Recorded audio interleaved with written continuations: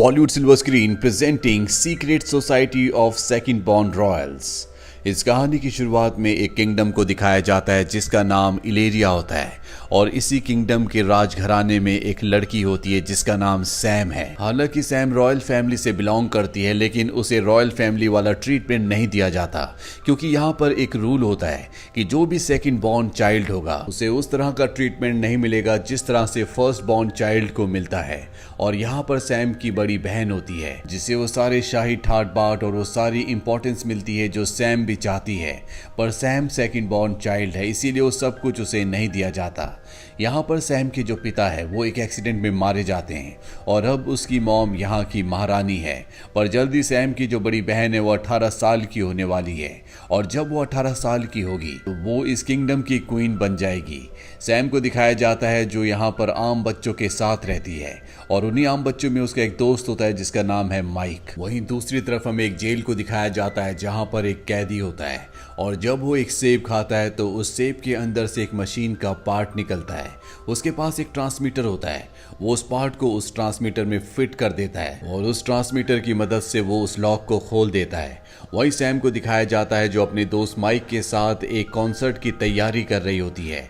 दरअसल उसे म्यूजिक में बहुत ज्यादा इंटरेस्ट होता है और तभी वो माइक से कहती है कि तुम्हारे मुंह से गार्लिक की बदबू आ रही है। ये बात सुनकर माइक पूरी तरह से हैरान हो जाता है। वो कहता है कि मैंने 2 दिन पहले गार्लिक खाया था। अब यहाँ से सैम चली जाती है। दरअसल आज उसके घर में एक बहुत बड़ी पार्टी होती है जो उसकी बड़ी बहन की शान में दी गई होती है।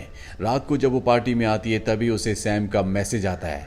दरअसल उसे सैम के साथ आज एक क्लब में जाना था। वो पार्टी से बहाना बनाकर किसी तरह से सैम तक पहुंच जाती है और अब जिस पार्टी में इन्हें जाना होता है ये वहां तक पहुंच जाते हैं लेकिन इन्हें अंदर एंट्री नहीं दी जाती क्योंकि इनके पास इनके कार्ड्स नहीं होते। इस बात से दोनों के दोनों डिसअपॉइंट हो जाते हैं और जब ये वहां से जाते हैं तो ये देखते हैं कि इसी क्लब का एक बैक डोर भी है जहां से कुछ लोग अंदर जा रहे हैं, लेकिन अंदर जाने के लिए वहां पर एक पास कोड होता है। हालांकि ये दोनों के दोनों वहां से बहुत दूर होते हैं लेकिन फिर भी सैम उस पासवर्ड को उस पास कोड को देख लेती है और जब ये बात वो माइक को बताती है तो माइक बहुत हैरान हो जाता है। इसके बाद वो उस पास कोड को डोर के पास जाकर डालती है और ये दोनों के दोनों अंदर पार्टी में शामिल हो जाते हैं। और अब जब ये दोनों की दोनों पार्टी एंजॉय कर रहे होते हैं तभी सैम को कुछ हो जाता है। उसे पार्टी की हर एक आवाज बहुत क्लियर सुनाई दे रही होती है, यहाँ तक कि लोगों के दिल की धड़कन, साथ ही एक मक्खी के उड़ने की आवाज भी उसके कानों में पड़ रही होती है जिस बात से वो परेशान हो जाती है। जानबूझकर फायर अलार्म को ऑन कर देती है जिससे सब के सब यहाँ से भागना शुरू हो जाते हैं। इस वजह से सैम और उसके दोस्त माइक को अरेस्ट कर लिया जाता है, पर जल्दी इनके पेरेंट्स आकर इन्हें जेल से छुड़वा लेते हैं। और अब सैम की मॉम जो इस वक्त क्वीन है वो ये डिसाइड करती है कि सैम को समर स्कूल भेज दिया जाएगा ताकि वो वहां पर अपनी स्टडीज को अच्छे से पूरा कर सके। वहीं अब सैम समर स्कूल पहुंच चुकी है जहां पर उसे अपनी जैसी एक लड़की मिलती है जो कि सेकंड बॉर्न रॉयल गर्ल है, यानी कि उसे भी वो सारी फैसिलिटीज नहीं मिलती जो फर्स्ट बॉर्न रॉयल बेबी को मिलती है और इस लड़की का नाम होता है जनवरी। कुछ देर बाद यहाँ पर और भी बच्चे आ जाते हैं और अब यहाँ पर एक प्रोफेसर आता है। वो इन सब बच्चों को बताता है कि तुम यहाँ पर जितने भी हो तुम सब के सब सेकंड बॉर्न रॉयल्स हो और तुम सब के अंदर कोई ना कोई खास पावर है, इसीलिए तुम सबको यहाँ पर लाया गया है और इस जगह का नाम है secret society of second born Royals और मैं चाहता हूं कि तुम सब अपनी ताकतों को अपनी शक्तियों को पहचानो। अब यहाँ पर सैम की मॉम यानी कि क्वीन भी आ जाती है, वो भी इस सोसाइटी की एक मेंबर होती है और वो अपनी बेटी सैम को बोलती है कि कभी भी इस बारे में तुम्हारी बड़ी बहन को नहीं पता चलना चाहिए। इसके बाद वो सबको बताती है कि तुम सबके अंदर शक्तियां हैं और दुनिया को बचाने के लिए हमें तुम्हारी जरूरत है। तुम सबको अपनी शक्तियों को पहचानना पड़ेगा और ट्रेनिंग खत्म होने तक अगर तुमने अपनी शक्तियों को नहीं पहचाना तो तुम्हारी मेमोरीज हमेशा के लिए इरेज हो जाएंगी और तुम एक आम इंसान बनकर हमेशा इस दुनिया में रहोगे। तुम्हें कभी नहीं पता चलेगा कि तुम्हारे अंदर किसी भी तरह की कोई शक्तियां थी। और अब इनकी ट्रेनिंग शुरू हो जाती है जहां पर इन पांचों को एक टास्क दिया जाता है जिसमें इन्हें खास जगह से निकल तक पिरामिड तक पहुंचना होगा, लेकिन ये जगह बहुत ही खतरनाक होती है। हालांकि शुरू में इन्हें टास्क बहुत आसान लगता है लेकिन जैसे ये एक भी कदम गलत उठाते हैं तो लेजर गन्स इन पर फायर करना शुरू कर देती है। लेकिन इस टास्क को करते हुए इन्हें अपनी शक्तियों के बारे में पता चलता है। इन्हीं में से एक लड़की होती है जो अपने आप को इनविजिबल कर सकती है। एक लड़का होता है जो किसी की भी माइंड को कंट्रोल कर सकता है। साथ ही सैम जो छोटी सी छोटी आवाज को सुन सकती है, उसके सूंघने की भी शक्ति बहुत तेज है। साथ ही सैम की नई दोस्त जनवरी जो किसी को भी टच करके उसकी शक्तियों को कुछ देर के लिए अपने पास रख सकती थी, इस्तेमाल कर सकती थी। और यहाँ पर जो पांचवा लड़का होता है वो इंसेक्ट्स को कंट्रोल कर सकता है। और अब यहाँ पर जो प्रोफेसर है उन्हें इन सब की शक्तियों के बारे में पता है और वो इनकी शक्तियों के अकॉर्डिंग इन सब को ट्रेनिंग देना शुरू कर देते हैं। और जल्दी ये पांचों के पांचों न सिर्फ अपनी पावर पर पूरी तरह से कंट्रोल पा लेते हैं, बल्कि इन्हें ये भी सेंस आ जाता है कि इन्हें कब किस तरह से अपनी पावर को इस्तेमाल करना है। और अब इन सब का टेस्ट लिया जाता है, जिस टेस्ट को ये सब के सब पास कर लेते हैं। अब रात को इन्हें बताया जाता है कि एक ज्वेलरी शॉप में चोरी हो रही है और इन पांचों को उस चोरी को बचाना होगा। ये सब के सब उस जगह पहुंच जाते हैं, लेकिन चाहकर भी ये उसे बचा नहीं पाते, वहां पर चोरी हो जाती है।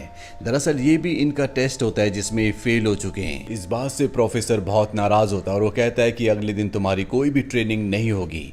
अगले दिन ये सब के सब फ्री होते हैं, इसीलिए सब के सब घूमने जाते हैं। जिस दौरान सैम अपनी सबसे अच्छी दोस्त जनवरी को कहती है कि मैं तुम्हें अपने पैलेस में अपने स्टूडियो को दिखाने के लिए ले जाती हूँ। और ये दोनों के दोनों उसके स्टूडियो में पहुंच जाते हैं जहां पर बहुत सारे म्यूजिकल इंस्ट्रूमेंट्स होते हैं। ये दोनों आपस में अच्छे से बात कर रहे होते हैं और तभी सैम का बेस्ट फ्रेंड माइक वहां पर आ जाता है।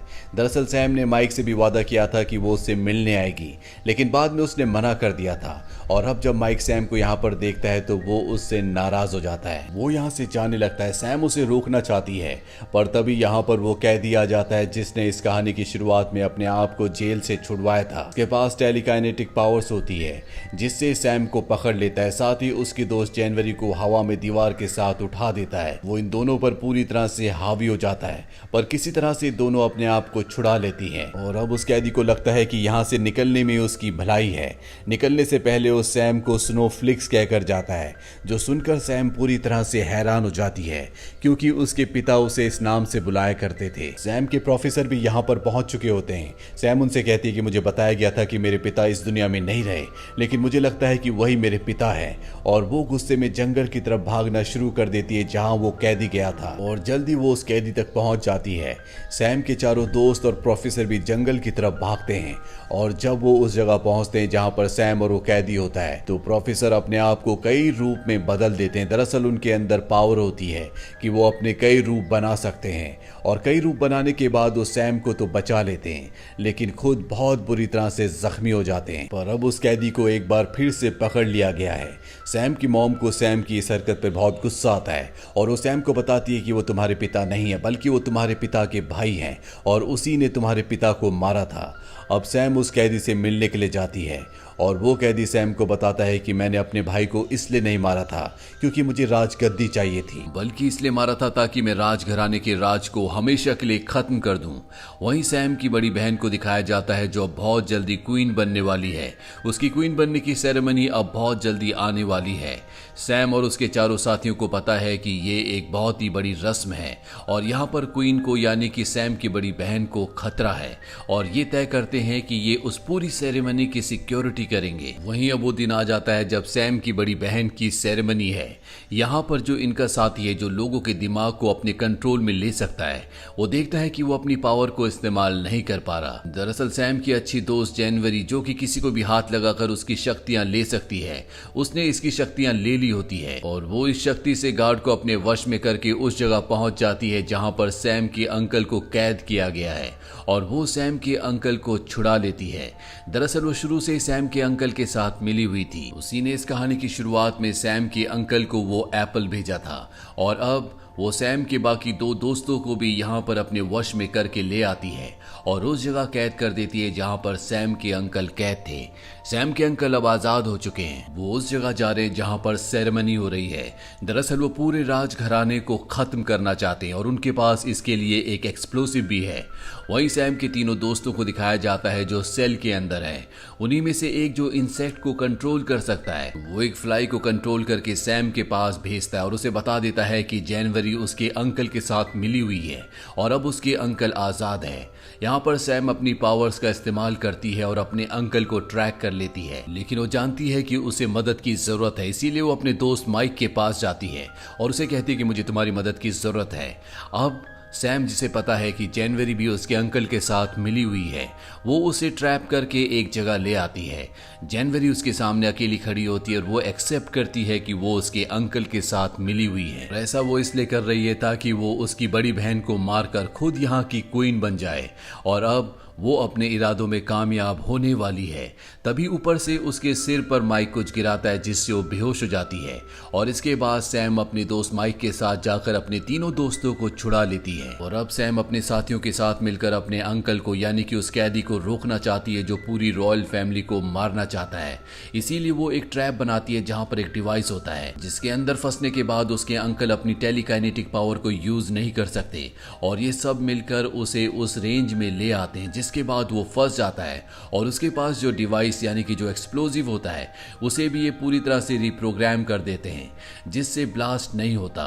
वहीं दूसरी तरफ महल के अंदर दिखाया जाता है जहां सैम की बहन अब क्वीन की शपथ ले चुकी है, यानी कि अब वो यहाँ की नई क्वीन बन चुकी है। रॉयल सोसाइटी में किसी को भी पता नहीं चलता कि बाहर क्या हो रहा है और किस तरह से सैम ने और उसके सभी दोस्तों ने सैम के अंकल को पूरी तरह से निस्तो नाबूद करके एक बार फिर से बंदी बना लिया है।